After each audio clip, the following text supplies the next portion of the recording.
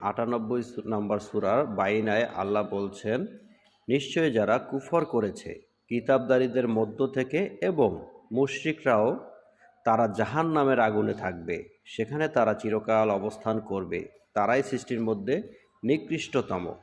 আর নিশ্চয়ই যারা ঈমান এনেছে এবং সৎকর্ম করেছে তারাই সৃষ্টির মধ্যে শ্রেষ্ঠতম। তাদের প্রতিদান তাদের রবের নিকট স্থায়ী জান্নাতসমূহ, যার নিচ দিয়ে নদী প্রবাহিত, সেখানে তারা চিরকাল থাকবে।